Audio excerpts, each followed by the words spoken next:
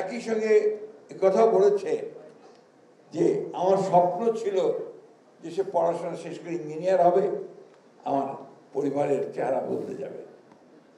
অর্থাৎ যারা লেখাপড়া করছে তারা একটা সুন্দর ভবিষ্যতের জন্য পড়াশোনা করছে।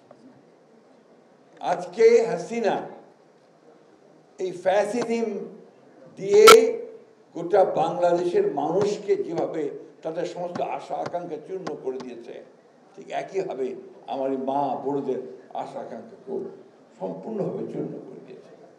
আজকে আমি আমার নেতা, আমাদের ভারপ্রাপ্ত চেয়ারম্যান যিনি দূরে আছেন, তার কাছে আজকে আমি অনুরোধ রাখতে চাই যে আজকে নির্বাচনের পরে যদি আপনি সরকার গঠন করতে পারেন জনগণের সমর্থনে, তাহলে আমার মনে হয় আমাদের প্রথম কাজ হওয়া উচিত এই যে পরিবারগুলো আজকে তাদের সন্তানকে হারিয়েছে, অসহায় হয়েছে, তাদের পুনর্বাসনের ব্যবস্থা করাটা আমাদের প্রথম কাজ।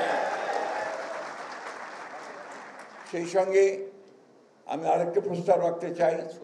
এখানে বিশ্ববিদ্যালয়ের ভাইস চ্যান্সেলর আছেন, শিক্ষার্থীরা আছে, আমরা আছি, শুধু কথায় নয়।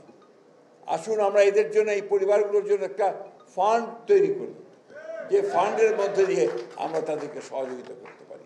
এটাই হবে তাদের প্রতি আমাদের সত্যিকার অর্থেই আমরা কিছু কাজ করতে পারব। তৃতীয় হচ্ছে সবশেষে যে কথাটা বলতে চাই, ডক্টর মঈন খান বলেছেন সংগ্রাম শেষ হয়নি।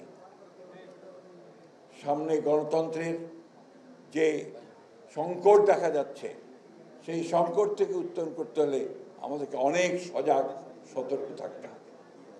আজকে গণতন্ত্রে উত্তরণের যে স্বপ্ন আমাদের, সেই স্বপ্নকে বাস্তবায়িত করতে হলে আমাদেরকে আরও সজাগ হয়ে আরও সতর্কতার সঙ্গে আমাদেরকে ভবিষ্যতের দিকে কাজ করতে হবে। আমার বিশ্বাস আমাদের তরুণ নেতা, যিনি আজকে সমস্ত বাংলাদেশের মানুষের কাছে একটা স্বপ্ন দেখিয়েছেন, সেই স্বপ্নকে বাস্তবায়িত করতে হলে আমরা সবাই ঐক্যবদ্ধ হয়ে তার হাতকে আরো শক্তিশালী করব, বাংলাদেশের মানুষকে জাগরিত করে তুলব এবং সত্যিকার অর্থেই একটা স্বাধীন, সার্বভৌম, অসাম্প্রদায়িক, প্রগতিশীল বাংলাদেশ, সমৃদ্ধ বাংলাদেশ আমরা গড়ে তুলব।